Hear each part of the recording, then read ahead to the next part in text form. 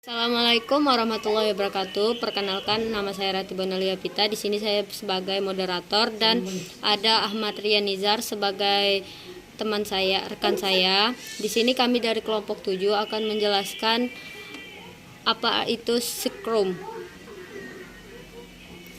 Pengertian Scrum. Scrum adalah kerangka kerja manajemen yang digunakan tim untuk melakukan pengaturan secara mandiri dan bekerja menuju tujuan bersama. Scrum menjelaskan serangkaian pertemuan, alat, dan peran untuk pelaksanaan proyek secara efisien, sama seperti tim olahraga yang berlatih untuk pertandingan besar. Praktik Scrum memungkinkan tim untuk melakukan pengelolaan Scrum mandiri, belajar dari pengalaman, dan beradaptasi dengan perubahan. Tim perangkat lunak menggunakan Scrum untuk menyelesaikan masalah kompleks dengan biaya yang efektif dan berkelanjutan.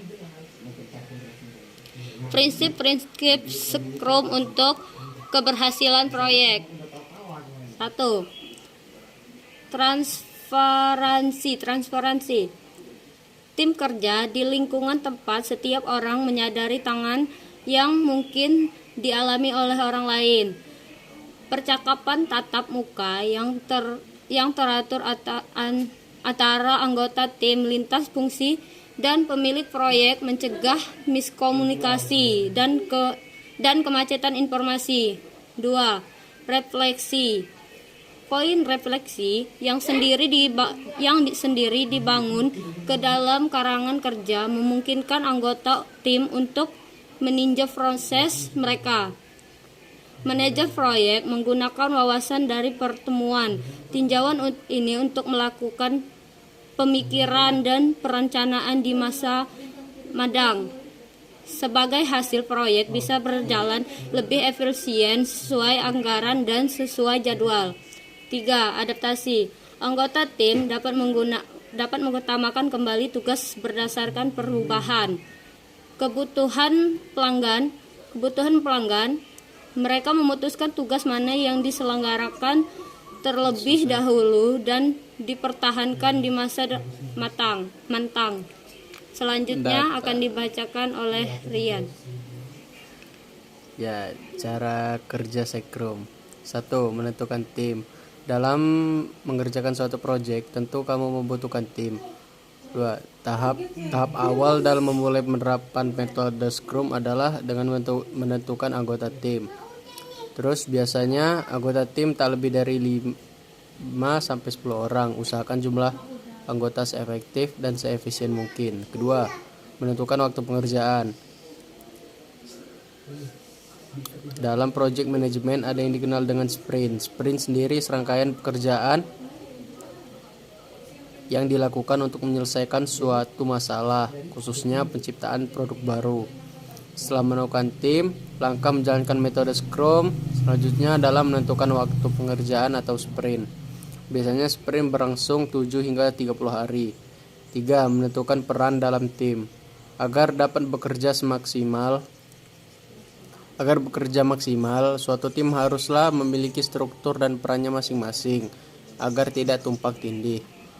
Dalam project management biasanya terdapat peran penting yang dimiliki oleh anggota tim. Peran ini adalah Scrum Master atau menurut Soltis bisa juga disebut sebagai project manager.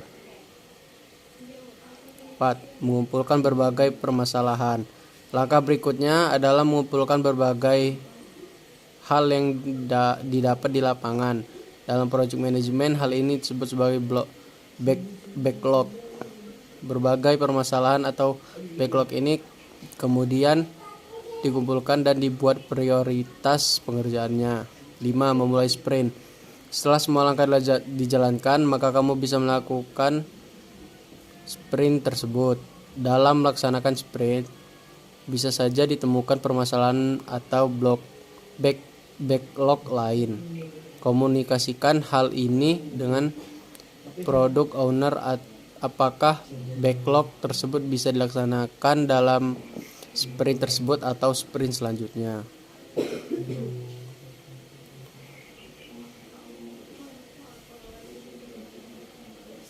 Peranan Sekrum. Product Owner. Peranan utama yang terdapat dalam metode Sekrum adalah Product Owner. Mereka bertugas untuk memastikan bahwa kinerja tim Sekrum sudah selaras dengan tujuan keseluruhan proyek pengembangan yang ditargetkan badan usaha. Mereka harus memahami kebutuhan bisnis dari produk seperti harapan para pelanggan dan tren pasar. Karena mereka harus memahami bagaimana tim Sekrum cocok dengan visi perusahaan, Product Owner biasanya akan berhubungan dengan manajer produk dan pemangku kepentingan lain di luar timnya. 2. Sekrum Master. Peranan berikutnya yang termasuk dalam kerangka kerja Sekrum adalah Sekrum Master. Mereka adalah para pekerja yang bertanggung jawab untuk memastikan bahwa tim proyek sudah beroperasi seefektif mungkin dengan nilai-nilai Sekrum. Mereka harus menjaga tim agar tetap bekerja sesuai jalur dan metode Sekrum, sambil merencanakan dan memimpin rapat serta mengatasi hambatan dalam proyek. Sekrum Master juga biasanya akan dilimpahkan tugas yang lebih besar agar bisa memasukkan pola kerja Sekrum pada seluruh perusahaan. 3. Development Team. Peran terakhir yang terdapat dalam kerangka kerja metode Sekrum adalah Development Team atau tim pengembang. Tim ini terdiri dari para profesional yang melakukan pekerjaan secara langsung untuk menyelesaikan tugas dalam sprint Sekrum. Anggota Development Team sendiri termasuk komputer engineer, desainer, penulis, dan data analis, dan peran lain yang diperlukan untuk mencapai tujuan proyek. Tim pengembangan tidak hanya menunggu pesanan dari product owner, mereka biasanya saling berkolaborasi untuk memetakan tujuan dan rencana untuk mencapai tujuan akhir proyek. Manfaat: rilis produk siap pakai yang lebih cepat untuk penggunaan dan pelanggan. 2. Kualitas produk yang sangat lebih tinggi. 3. Produktivitas yang lebih tinggi. 4. Pengeluaran biaya operasi yang lebih murah. 5. Kemampuan untuk membentuk perubahan dalam proyek selanjutnya. 6. Moral kerja karyawan yang lebih baik. 7. Angka kepuasan pengguna yang lebih tinggi. 8. Mampu menyelesaikan proyek kompleks yang sebelumnya tidak bisa dilakukan. Baik, sekian presentasi dari kami akhiri. Wassalamualaikum warahmatullahi wabarakatuh.